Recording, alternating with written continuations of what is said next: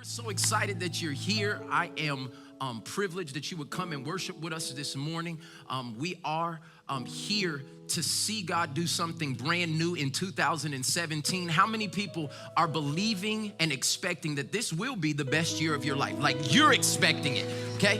Now, some people that are skeptical are sitting there with their arms folded and say, you say that every year, and they're looking at it and they get the same results. But I found out that what we expect and what we join our faith with, God begins to produce in our life.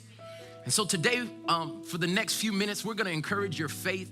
If this is your first time to Transformation Church, I wanna say hello, welcome. We're glad that you're here. I have a word brewing in my heart, and I'm gonna go ahead and get right to it. So if you have something to take notes with, your smartphone, your dumb phone, a piece of paper, or whatever you got, pull it out because we're about to go into God's word. I tried to leave it alone, y'all.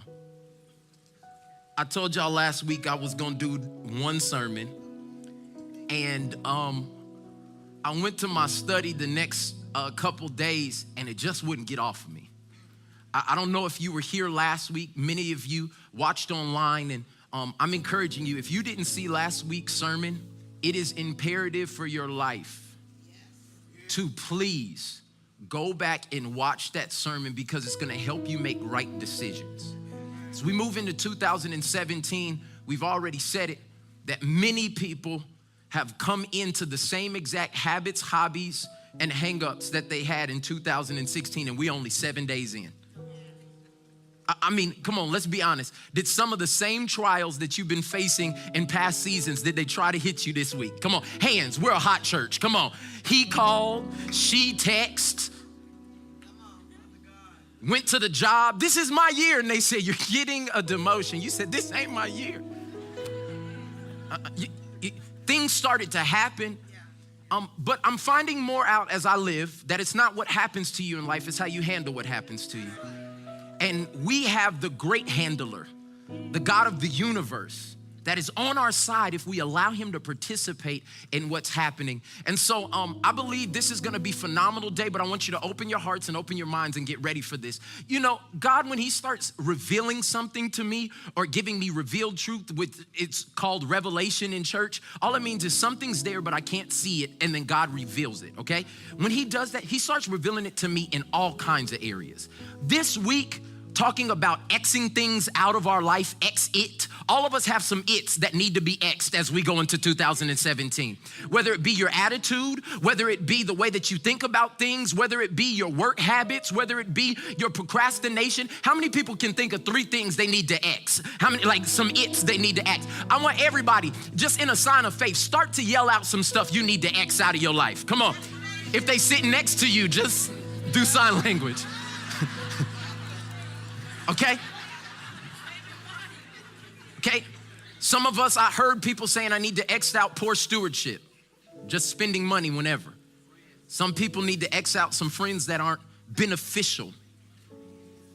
Not that they're bad, guys. I need everything to be that it's not that it's bad, not that it's sin, but it's not beneficial. Some of us need to X out some of our social media accounts because past a certain time, that allows for comparison, or people sliding into DMs, or sometimes we leave the door open for the enemy. Okay? Some of us need to exit out of excuses, blaming others. It's been your daddy's fault for 40 years? 40? At some point, we're going to have to deal with what has happened and ask the God of the universe to fill in the gap. And then we're gonna have to move forward. Somebody say, I'm moving forward. But for some of us, we have had tragic things happen to us in such a way that we feel like we are entitled to this moment of frustration.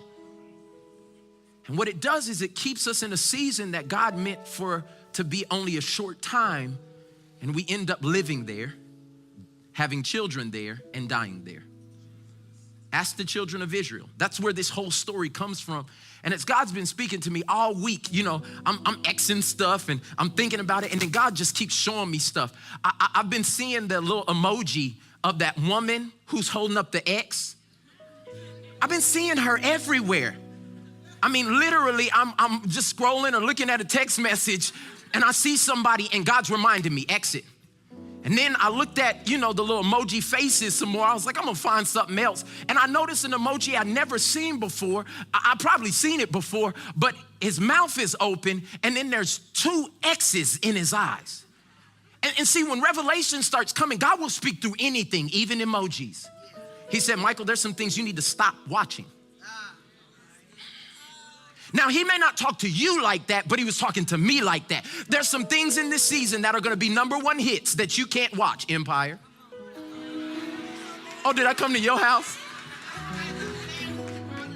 Why? Because all that's doing is feeding the lust of my flesh. It's making me wanna do things and see things and go think. Now, I'm not coming, Empire is not a sin. I passed over at Transformation Church, talk about everything is sin, ain't everything a sin. No, everything ain't a sin. But is it beneficial to what God's trying to put into your life? And I can't name what you watch and what you read and what you do that, but God was telling me you need to X some things out. I'm walking into buildings now and I'm noticing exit signs like never before. Just walking in and I'm just seeing all these exit signs everywhere. I'm on the highway. And every time I drive anywhere on the highway, what am I passing? Exit signs. And God's just speaking, Michael, there's going to continue to be things I'm showing you. That's it, exit. And then I said, all right, Lord, I get you. This is about Thursday. And I'm like, okay, I'm just going to watch a little TV. I'm just going, God, I'm Xing stuff. We doing the stuff. Turn it on, Fox channel. And they're running a rerun of guess what show? The X-Files. Now, I'm saying this because when God's trying to get your attention, if you're looking for him, he'll show up. So I said, all right, God, I hear you. Started making my list in my quiet time with God. Just, okay, God, I need to let that go and I need to let this go and I need to stop looking at that person's Instagram because their church is doing this and I feel insignificant when I look at them and then I try to do this. Can I be hot for a second? Okay. So I'm gonna stop looking at their stuff because I should be rejoicing with them and not comparing myself with them. And I'm walking through this, okay? So my favorite channel is ESPN. So I go to ESPN, ready for the playoffs. And I'm thinking about my boys, and how we at home this week praying and fasting because we got a bye, you know what I'm saying? For everybody that doesn't know what that is, the Cowboys, we won so many games this year that we didn't have to play this week in the playoffs. God bless all y'all. So anyway, this is a place of unity, okay? Okay.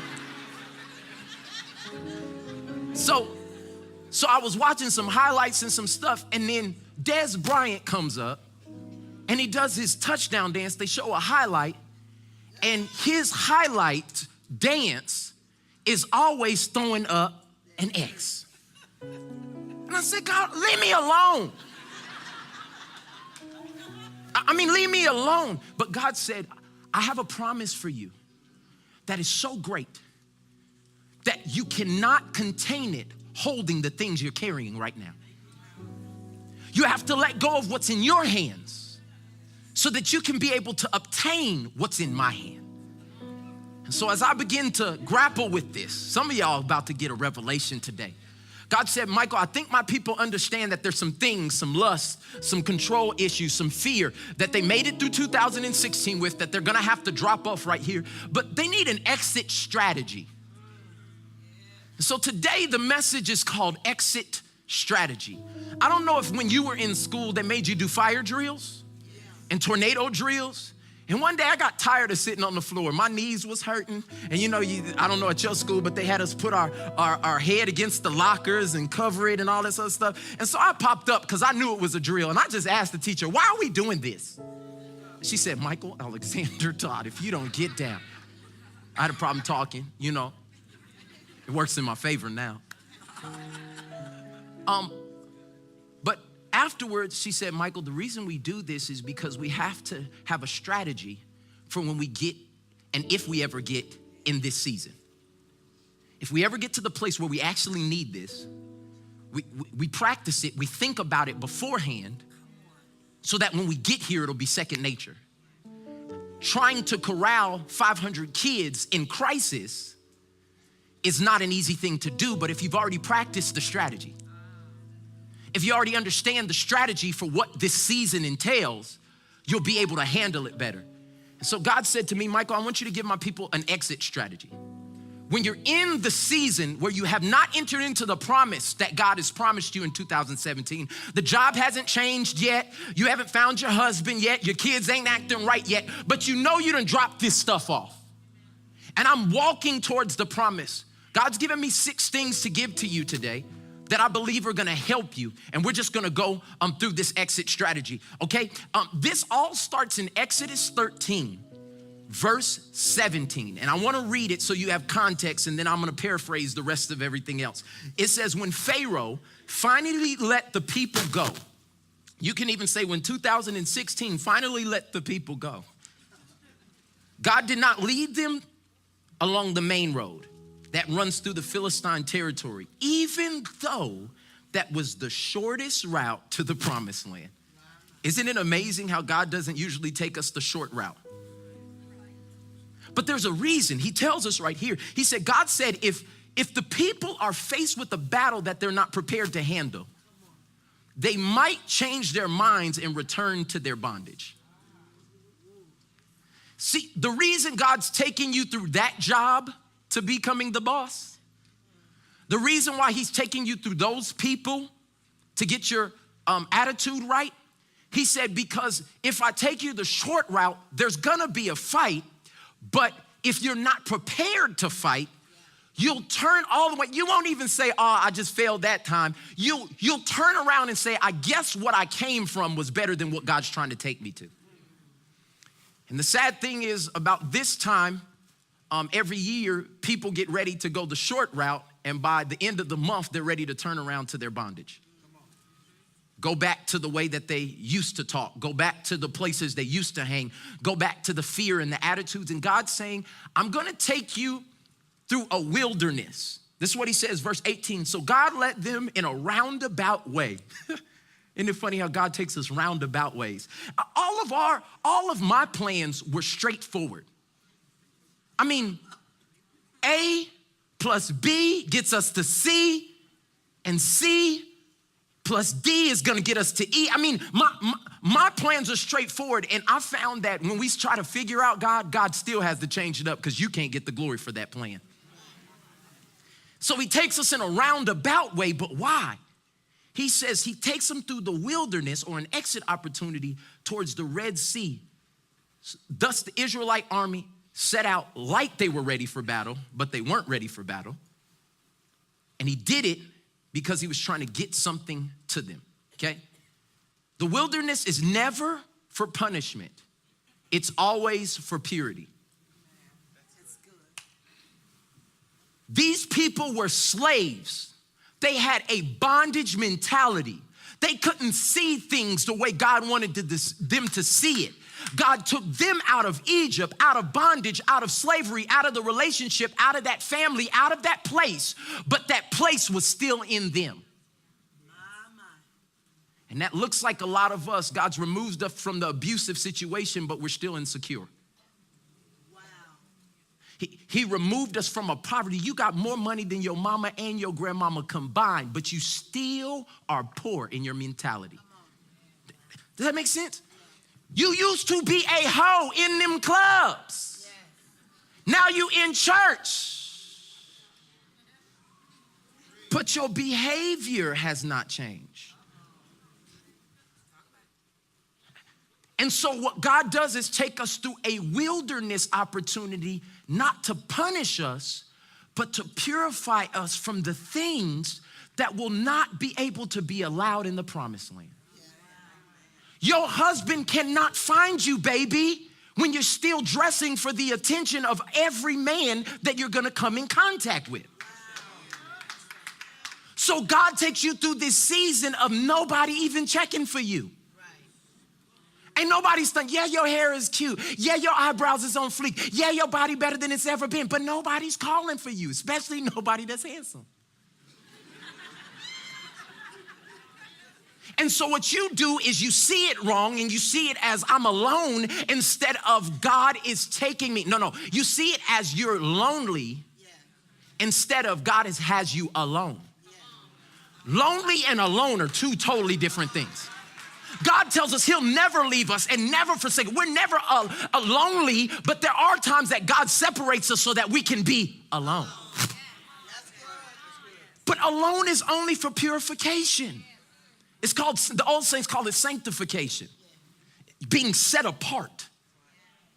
And we have to realize that sometimes the wilderness in our life, in our business, from our families, it's not because God wants you to be lonely. It's because he needs you to be alone so he can speak to you, so he can talk to you. You know, it's hard to see somebody really change when you're in their face all the time. Like, you ever seen a friend like 1 year and then they have a huge transformation and you see them the next year, you're like, whoa, you've changed. But people who are around them the whole time, they don't see it. Why? Because we've been together. We've been too close this whole time. So there's nothing that has happened to me that you can really see. And God's saying, there's some reveals I want to do in your life. There's some things I want to show my glory in your life, but it's going to take some seasons of you walking through a wilderness. But what you have to realize is that is your exit opportunity. It's that time where you get to let things go. The word tells us in Hebrews 12:1 that we're supposed to strip off every weight that slows us down, especially the sin that easily trips us up. I said it last week, but it's worth saying again. Grace got us out of 2016. I mean, we carried some baggage into out of 2016 that we were not even supposed to be able to make it out of. Now we're in this place, but God says your obedience is going to take you into 2017. Grace got you out, but obedience is going to get you in. And what I want to tell you is, in these exit strategies, the first thing you need to do is you need to rehearse the promise. Rehearse the promise. Say it out loud to me. Say, rehearse the promise. The problem with the children of Israel is they did not rehearse what God already said. Before he took them out of bondage, he said, you know what?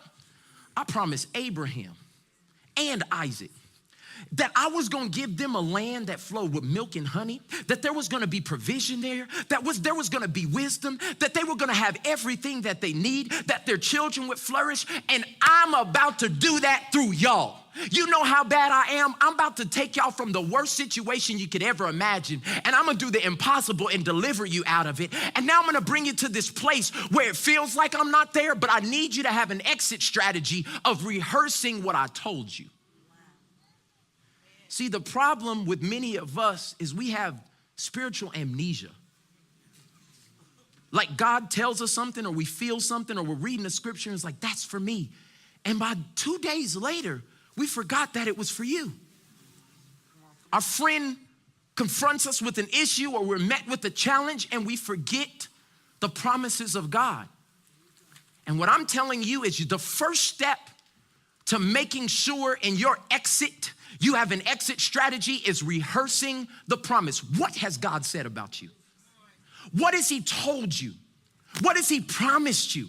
What has he said about you in his word? Because some people are saying, well, Pastor Mike, I ain't never heard God speak to me. You need to read your Bible. Because there are promises that God has made to believers that we do not exercise because we don't know them. It's like going into a country club, but you don't know your benefits. See, some of y'all have never been into a country club or a nice spa or something like this, but one thing that I do anytime I go into some place that's in the upper echelon is I find out everything that comes with this. Because I could walk into the spa and just get my massage and leave, but when I paid that amount, it got me access to the hot tub, to the pool, to refreshments, to ask somebody to bring me a drink. But many people don't take full advantage of this Christian life because they don't know the promises that come with us when we get saved. And so what happens is, if you don't rehearse the promise, you lose the promise. You lose sight of the promise. You forget that I'm more than a conqueror through Christ, who's already called me into before I was formed in my mother's womb, he said he knew me. He had plans for me. We forget the promises. So the first key to what you need to do in this season is rehearse the promise of God. If God told you were gonna have a home, rehearse that promise. I don't care how you have to rehearse it, but go stand in front of a house and take your friend that's down and take a picture in front of it and just get on the line just a little bit and then just walk off, okay? Don't get the cops called on you, but I mean, drop something and then pick it up and then keep it moving. Do you understand? Get a picture. If God told you that you was not gonna be riding the bus this year, or was gonna upgrade your car, or if your body was gonna be in a certain, rehearse the promise. Because what we keep doing is rehearsing our current situation. And our current situation continues to breed doubt in our minds. And how is God gonna do it? God has never been concerned about how. He's always been concerned about who will trust him. It's never been a how, it's always a who. It says, I'm scouring the earth looking for faith. I'm looking for somebody who will believe I can take them from that lying situation, that broken home, that busted thought, and I can use them. It's never how, it's always who. Will it be you? That says, God, in the face of what everybody else is feeling, I trust you. And I'm gonna rehearse this promise that you've given me. Let me help you. If you rehearse it, you know it. Okay. If you rehearse it, you know it. How do children know their ABCs? A, B, C, D, E, F, G, G, K, L, P, M, D. No, baby. A, B, C, D, E, F, G, H, I, K, M. No, baby.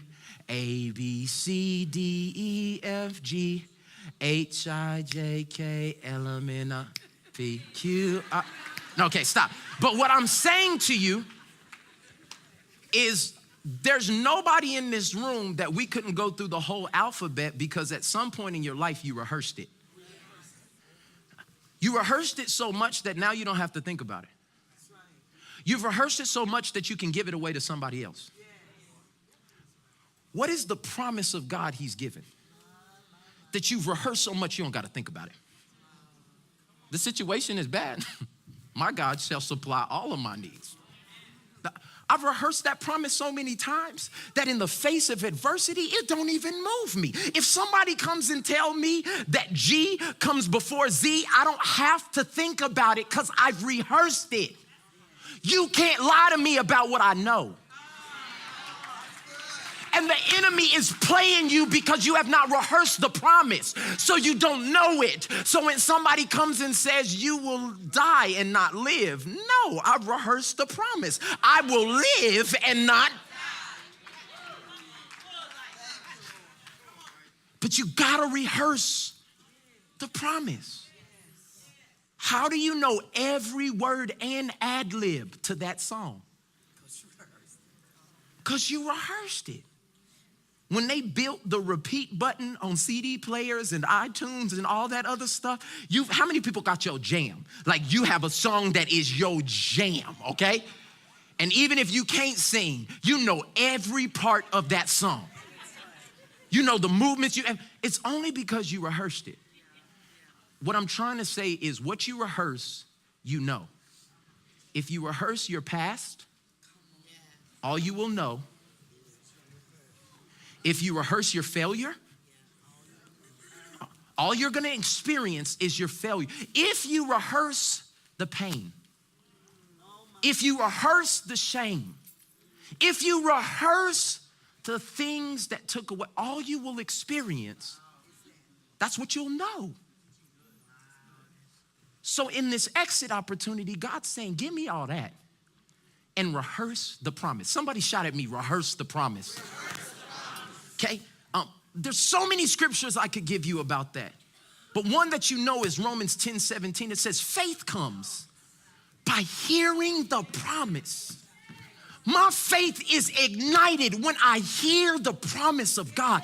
When I stand in the face of situations, but I hear that I'm more than a conqueror. When I'm looking at an impossible marriage, but I hear what God puts together. Let no man put asunder. When I hear the promises of God, it increases your faith. That's why the enemy distracts you from the word of God. You take in more Facebook word than eternal word. And I'm not saying anything's wrong with that, but it's all about your diet. Too much of anything can kill you. And too much of the wrong thing will definitely kill you. If you're taking in the words that people are saying about you, and taking in the words that people, I've been on Facebook and Instagram sometime, and I've taken offense to stuff that didn't have nothing to do with me. Am I the only one? Like, you mad now. You just, should I comment? Should I comment? I'm carrying weight that wasn't even mine. And God's saying to all of us, don't rehearse the wrong things. Rehearse the promise.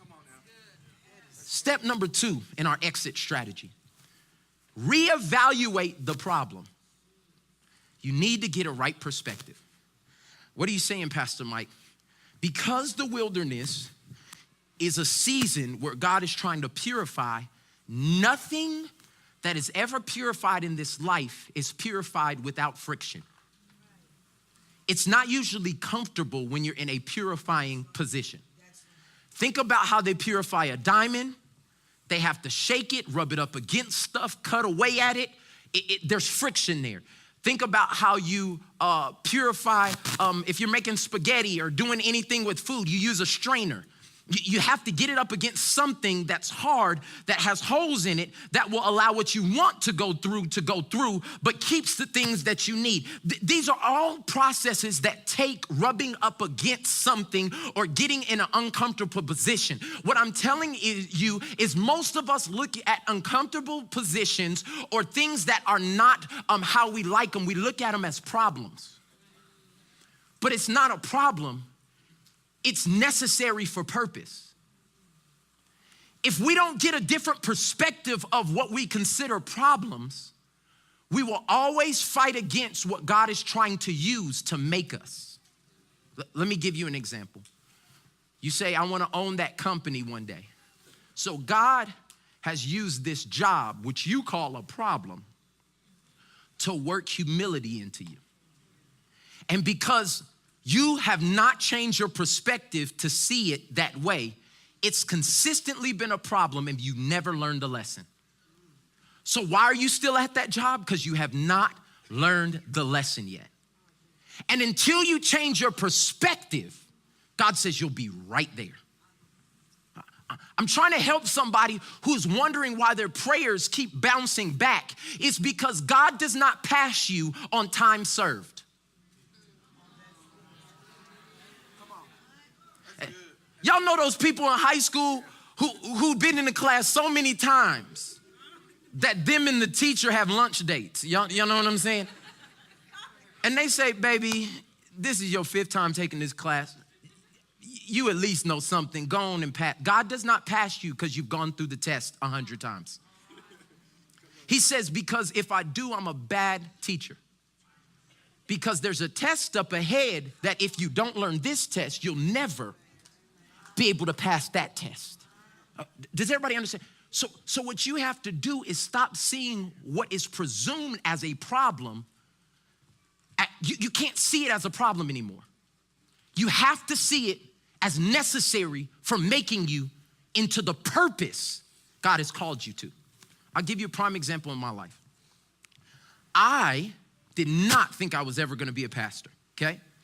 Well, when I answered the call of God to start walking this out, in a separate situation concerning my home life, thank you. In a separate situation concerning my home life, we tried to remodel a house, some things went wrong, and y'all, I went through the hardest 2 years of my life. I mean, we were at a place financially where I would get up to speak, and be in faith for everybody and everything. And we were believing God for our next meal. We didn't have anything the way that I thought it was gonna be in that season. And God told me one day when I was complaining to my wife, when I was sick of seeing people, because sometimes it gets like that. I'm in a situation that's consuming me to the point where it starts affecting everything in my life. God said, change your perspective. That simple, change your perspective. I said, I don't know. I got done wrong in this situation. You changed them. I mean, sometimes me and God have real conversations. And he said, Michael, change your perspective. I said, okay, God. It's been 2.5 years going through this same mess. And I can't do this without you. And I need you to change my heart, my attitude. I need you to help me forgive. I need you to change me. I mean, I was broken. And at that moment, that same week, God resolved the entire situation. No, hear me. Thousands of dollars, all kinds of stuff, legal stuff. He resolved it in 1 week, a 2.5 year battle. He resolved it in 1 week. Now watch. The same week he resolved it is the same week I became the pastor of Transformation Church. Now watch. No. Don't clap yet because you ain't got it. The reason God had to take me through that test is because I needed to learn how to serve God's people in the midst of trial for the ability to be qualified to lead you. He couldn't allow me to be the pastor of this church until I changed my perspective on that problem. And when I changed my perspective on the problem, he changed me, he changed the situation, and he elevated me all in the same week. What I'm trying to tell you is it may not be God changing your problem. It may be God changing your perspective. This has to be a part of your exit strategy because the children of Israel were mad. After they got delivered from slavery, 3 days later, they started complaining. They started turning against leadership. They wanted to go back to their slavery. They were done in that season. And God says, until y'all change y'all perspective about this wilderness, y'all gonna be right here. Catch a seat, because the 11-day journey just turned into a 40-year death because you wouldn't change your perspective. What are you still mad about that God is trying to use to change your attitude? What are you still frustrated in that God is trying to use to make you a better steward? Learn the lesson, because you will be in this wilderness let me say it like this. You'll be in the wilderness longer than God ever intended for you to be if you don't change your perspective. Third step to your exit strategy. Refuse to use poison. Refuse to use poison. What is poison, Pastor Mike? Complaining words. If I could sum up the whole children of Israel's problem in one word, it was complaining. They used their mouth, I ain't never seen this before in history, to make God so mad that he wanted to kill all of them. Several times. Now think about the God of grace, the God of mercy. No, I'm done with them. I'm done with them. I'm about to smite them all. Smoked. Y'all about to be smoted. Okay. And if it wasn't for Moses saying, God, come on, you know they dumb. You made them, Lord. Like, he stood, read the word. He stood on their behalf many a times because all they were doing was complaining. And this is what I want to help you understand. Part of your exit strategy should be not to complain, no matter what situation you're in. Let me give you the definition of complaining. It means expressing dissatisfaction or annoyance about a state of affairs or an event. If I was to go by a show of hands, most of us complain on a daily basis. Let's be honest. You walk into the church, it's too cold in here. You go into McDonald's, this line is too long. You go into Starbucks, why are they playing this music? Like we're dissatisfied or annoyed with the state of a situation. The reason why you need to not complain is because complaining is dangerous. Because they were expressing how they felt about a situation, and it's okay to express, but when it comes to the things God's doing in your life, you can't express the wrong thing. Don't express what you don't like about this situation. Always express your love for God in the situation. See, some of us know around this church, we have a culture of worship. We use our life to express God's word. If you know what worship is, it's love expressed. You can love and still be dissatisfied. See, God's not saying you can't have a real emotion like, man, I don't like this situation, but don't let it come out of your weapon. What you let come out of your weapon has creative power. So God's saying, don't complain. Tell me how much you love me, even though this situation is horrible. Even though people haven't given you the amount you should be paid. Even though people are still talking about you, express your love to me. This whole journey of the children of Israel would have been completely different if every day they woke up and said, I'll bless you, Lord. I will exalt you in the midst of this nasty manna, God. You are good. And your mercy endureth forever. You saw us through this place. You got us in this place. I don't know how long we'll be here, but God, I'll serve you forever. And I'll love you forever.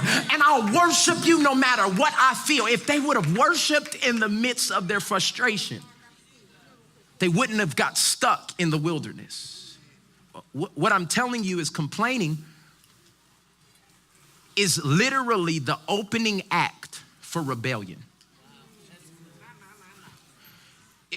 That was so good. Wow, Mike, that was good. I want to say that one more time. If you find somebody who's complaining, rebellion is coming shortly afterwards. Because complaining, what you allow out of your mouth, will set the stage for you to rebel against what God told you to do.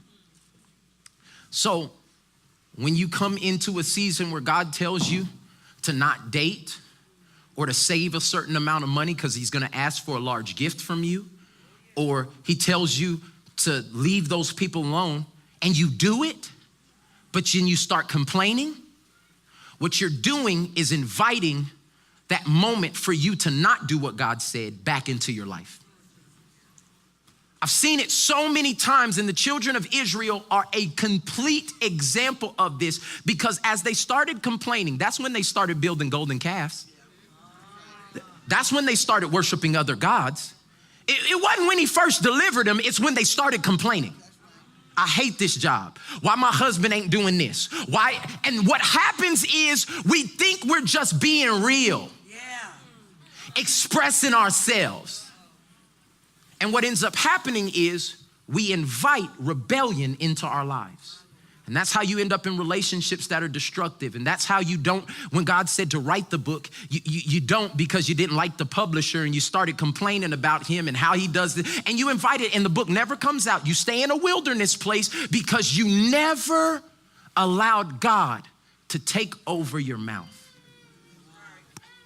Guys, some of us, in this next season, your whole prayer for 2011 is, God, take control of my mouth.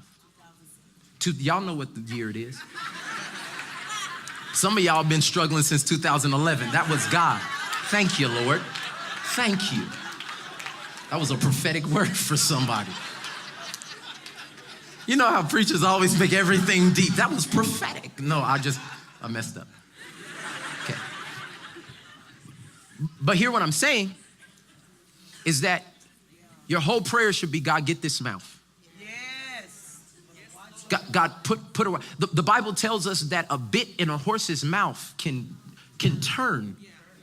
This powerful beast can turn it any way. That means your mouth can turn situations any way.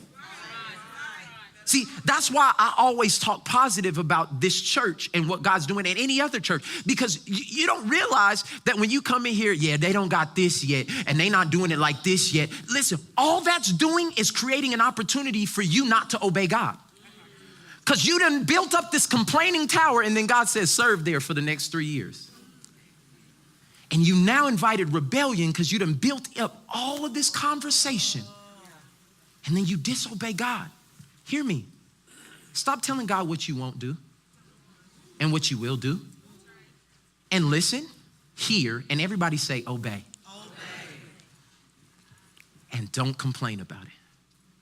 Because when you complain about it, rebellion is soon following afterwards. Step 4. Step 4 to our exit strategy is a good one. Follow spiritual leadership. And see, most people don't understand this one, number one, because they don't have spiritual leadership. For many of you, I am not your pastor or your spiritual leadership. The reason I can tell that is because if I ask you to do something that you don't like, you will not do it and you will stop coming. Wow. Guys, it's not my job to get everybody to like me.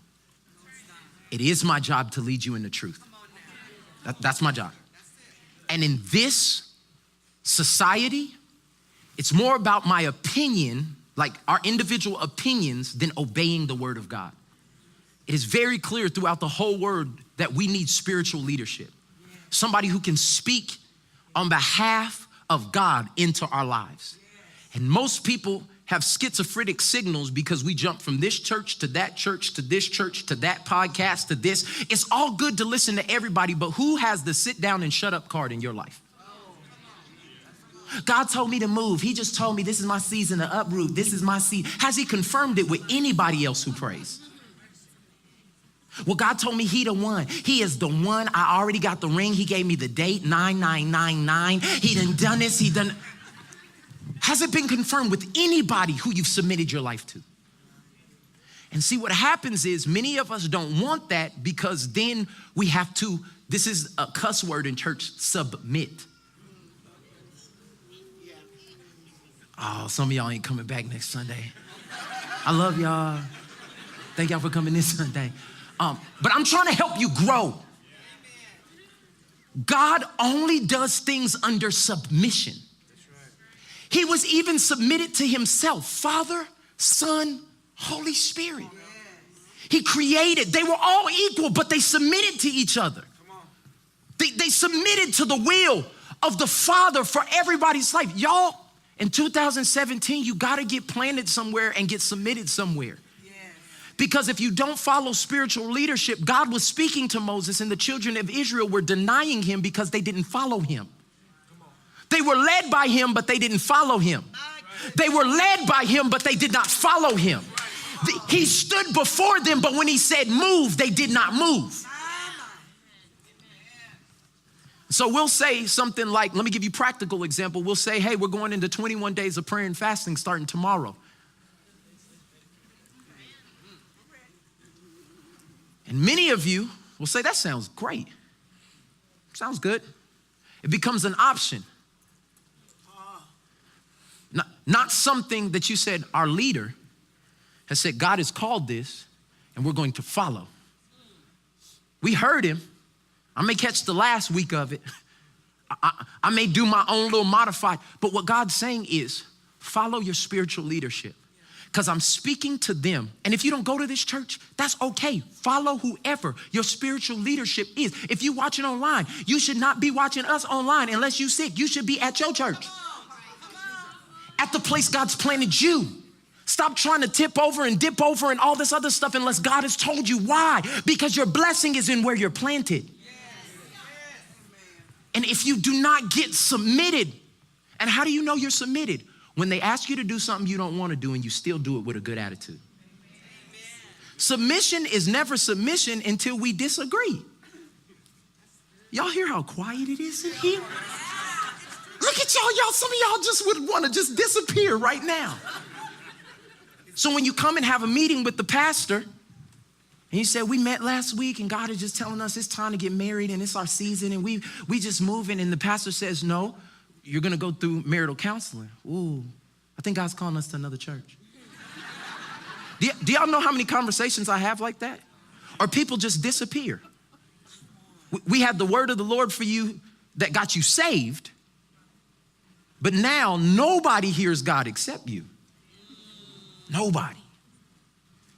Guys, this is a key factor that frustrated not just Moses, it frustrated God.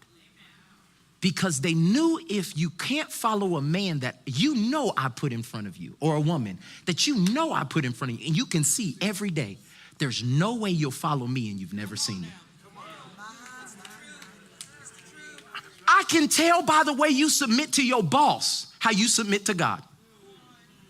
Well, he's mean, but the boss said that you're supposed to submit and pray for all authority, the kings, the ones that are good and the ones who, and so you don't submit to him, and so you don't submit to God. That's why when he tells you something, y'all, I'm trying to help us grow up. I'm trying to help us move off of the milk. I'm trying to help us get something that will last us this entire year. You have to submit to spiritual authority, and I'm not saying that because I'm the spiritual authority in this house. If I am not, get somewhere where you can submit. Most pastors wouldn't say that. Get somewhere where you can submit, because your blessing is under the covering of someone else. I want you to see this in Numbers chapter 11, verse 10. Look what Moses, this is so funny. He said, Moses heard all the families standing in their doorways of their tents, whining and complaining. And the Lord became extremely angry. It didn't say Moses became extremely angry. It said the Lord became extremely angry. And Moses was also very aggravated. Verse 14, it says, this is Moses talking. I can't carry all these people by myself. The Lord, this is far too heavy. This load is far too heavy.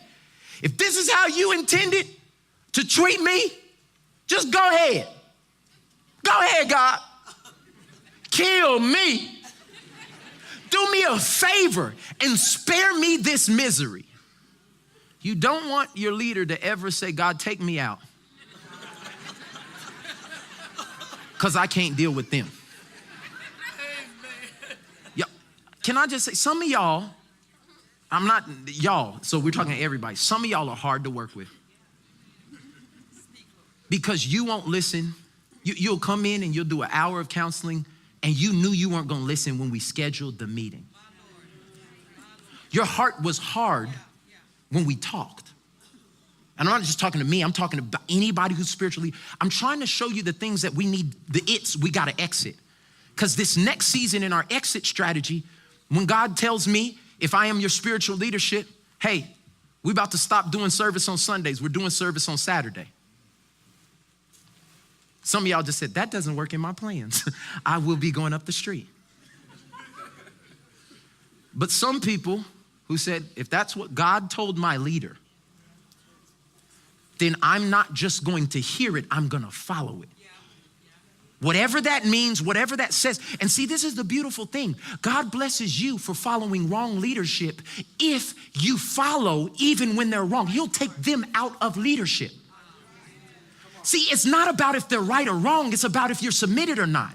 David was following Saul, and Saul was still trying to kill him. Now, I ain't trying to kill y'all. Okay. But because David honored Saul, even when he could have took him out, Saul relinquished control. And David was one of the greatest kings that ever ruled. What I'm saying to you is it's not about your opinion, it's about your submission. And if you get submitted, God will bless you. I just want to help you understand. And let me talk to the people who are close to people that God is blessing. Because Aaron, his brother, and Miriam, one of his down home chicks, they started getting jealous of what God was doing. And I just came to teach today, because some of you are going to walk into this season. You may not be there right now, but you got to understand this. They started to get jealous of what God was doing in Moses' life. And it tells us in Numbers 12, verse 1, it says, while they were at a place camping, Miriam and Aaron criticized Moses because he had married a Cushite woman. They started talking about his family and started talking about his wife. I just want to encourage you. Whoever is your leadership, don't talk about their family and don't talk about their spouse. You're going to see why. I'm not telling you this. This is what God is saying. They said, hasn't the Lord spoken only through Moses? Or hasn't he spoken to us too? But the Lord heard them. See, they started comparing themselves to who God was using at that moment. And instead of celebrating, they started comparing. And look what happened. God heard them. Now, Moses was very humble. And he wasn't about to say nothing. So immediately the Lord called Moses, Aaron, and Miriam and said, go out to the tabernacle. We about to have a conversation. All three of y'all. So the three of them went to the tabernacle. Then the Lord descended in the pillar of cloud, whoosh, stood at the entrance of the tabernacle. And he did not speak to Moses. He just wanted Moses to be there so he could see. He spoke to Aaron and Miriam. He called, and then they stepped forward. And the Lord said to them, now listen to what I say. I heard what you said. Now listen to what I say. If there were real prophets among you, I, the Lord, would have revealed myself in visions. I would speak to them in dreams, but not with my servant Moses. Of all of the houses, he is the one I trust. I speak to him face to face, clearly, and not in riddles. Listen, he said he sees the Lord as he is. So why were you not afraid to criticize my servant Moses? This ain't just talking about me. This is talking about your boss, your mother, your father. I'm speaking to them. Why are you criticizing them? Hear me. Then the Lord was very angry with them, and he departed. As the cloud moved from above the tabernacle, there stood Miriam, her skin as white as snow from leprosy. When Aaron saw what had happened to her, he cried out to Moses, oh, my master, oh, my master. Oh, we messed up. Please don't punish us for this sin we have so foolishly committed. Don't let her be like a stillborn baby already decayed at birth. Now I want you to see this, that this is not what Moses wanted to happen to them. This is what happened because they started criticizing, complaining, talking about who God placed in their life as leadership. Y'all, I'm trying to teach you something that is so critical. If you don't have anything nice to say. Now, you see how remedial that is? But God, through his word, is reminding us to keep our mouth off of people that he's using. I don't care if they do different things. That's why you will never catch me talking about another pastor, another person, why? Because I don't know how God's using them. And I don't want to turn white with leprosy. I'm too dark for that. You understand? Now watch the true heart. I'm telling you all this because this is a true heart of a pastor or a shepherd. Verse 13. So Moses cried out to the Lord, oh God, I beg you, please heal the people that tried to hurt me. Please heal these people who walked away at the transition. Please restore the marriages of the family that tried to destroy mine. Please heal these coworkers that tried to take me out with lies this year. Please help me forgive that girl who slept with my husband. No, I want us to be real in this moment. Because God's trying to show us the heart that he wants to build in us in this exit strategy. Point 5 to your exit strategy. Remember God's power. I'll just say it like this. These people forgot how amazing God was every day. I don't even really understand. Just think about all the miracles God did for this group of people and how they continue to not trust God. I'm telling you that God's done some amazing things in your life. You need to remember.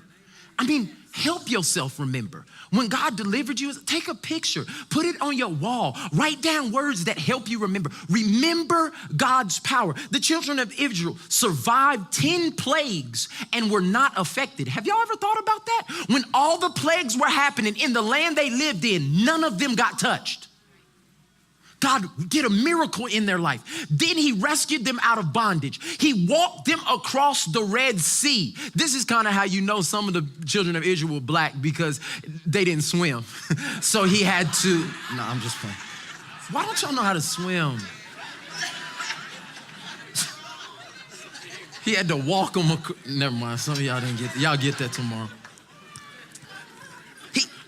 He gave them a GPS that was a cloud and by day and a fire by night.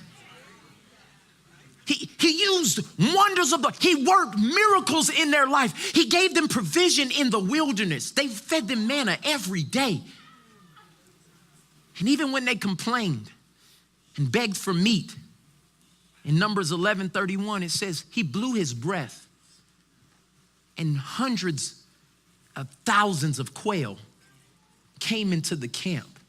He was doing miracles all the time. My question is, what miracles has God done in your life that you continue to forget? You're worried about paying for the last semester of school. You didn't even have the money to get in school. You didn't have the scholarship.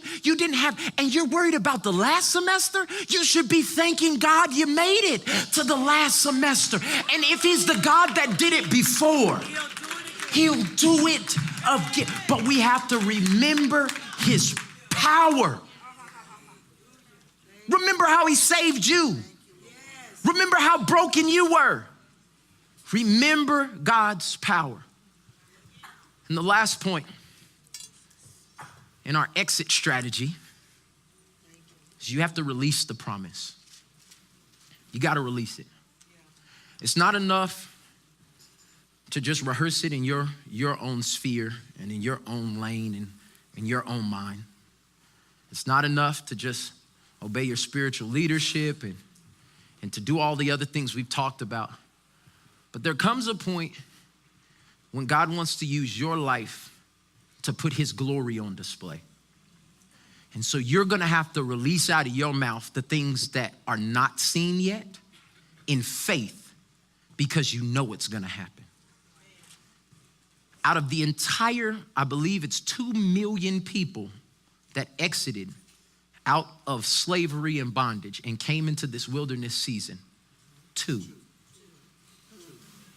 made it into the promised land. There was 2 million who went in, and 2 made it. Y'all don't understand me. That would be like all of us in all of Tulsa 4 times, okay?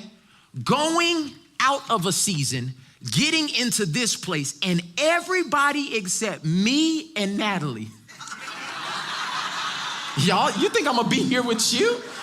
Please, baby, I see you. We gonna make it into the promised land. That would be like me and my wife being the only 2 people to come into the promised land. Can I tell you why?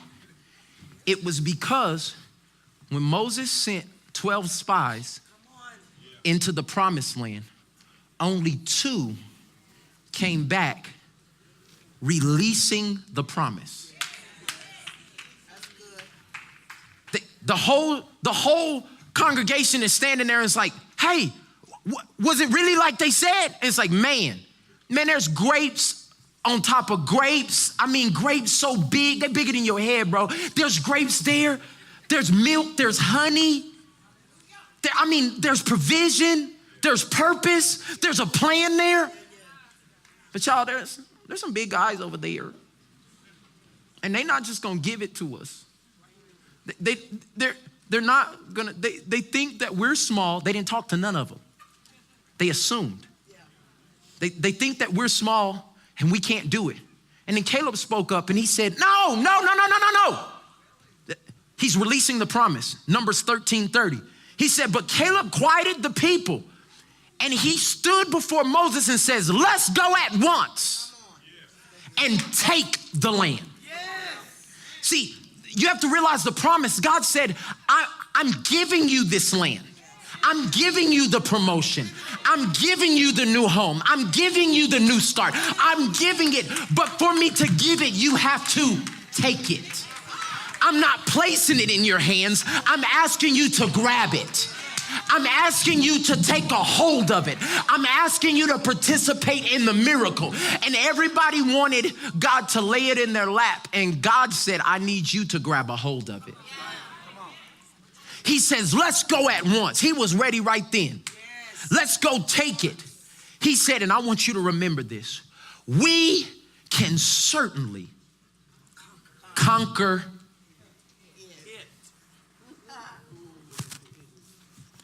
I want you to hear me say this. We've been talking about Xing it. Whatever your it is. The last thing that these men of God were saying was whatever it is. They didn't even, I love the Bible because it just gives us so much room to interpret what God's trying to say. It didn't even address the Philistines or the giants in the land. It didn't say we are well able to conquer the giants. Because God knew we would be too narrow-minded to think that was only talking about the giants. He said, let's go at once because we are well able to conquer it. I don't know what it is in your life that looks like a giant. I don't know what it is that has been a generational curse over your family. I don't know what it is that has kept you in this place of fear. But God is saying, get up. Because this is the time that we are well able to conquer. Everybody shout at me, it. I am telling you that 2017 is the year that the it's that have kept you in the place of bondage, that has kept you in a place of wilderness, that has kept you from receiving all of God's blessing. God is saying, I have equipped you to conquer it. Some of y'all should just rejoice right there. You still haven't got it. It's not going to take you out no more. It's not going to keep you confined anymore. It's not going to keep you in that place. You are well able to conquer it. Hallelujah. But he confessed that before they conquered it. He released the promise before he experienced the promise. So what is it that it's time for you to release? There's some things that you need to just say. My family will be whole.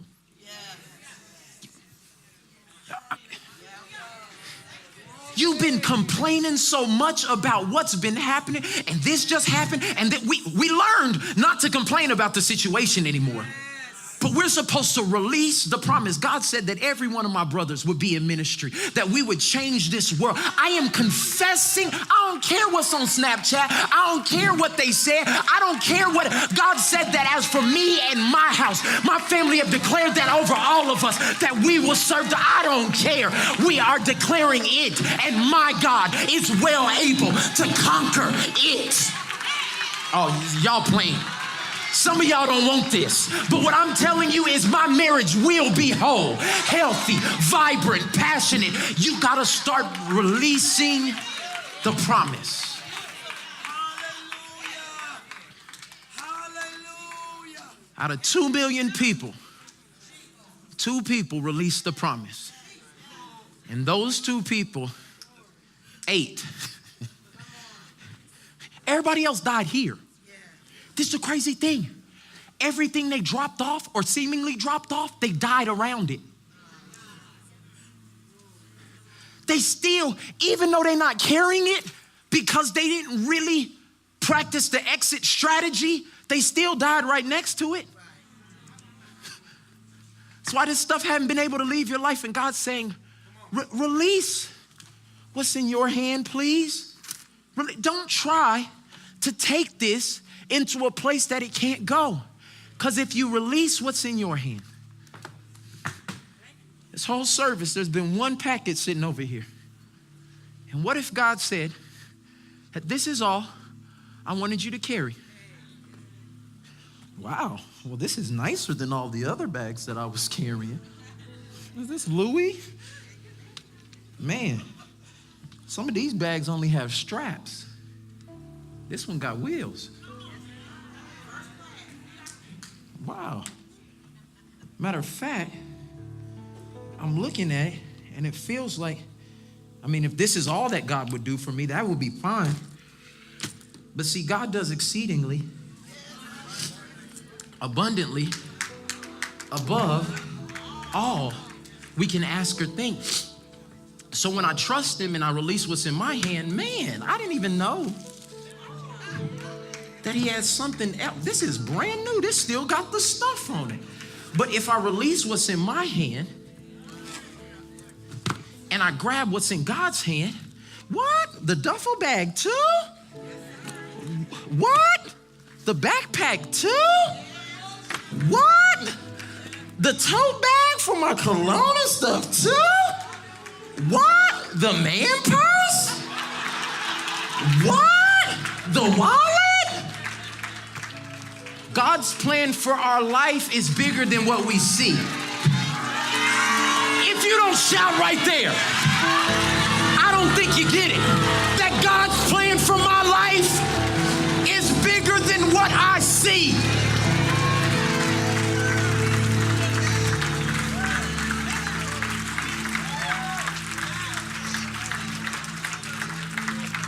But this is the key. Until I release what's not supposed to go, I never get to receive what God's planned for me. This is the promise.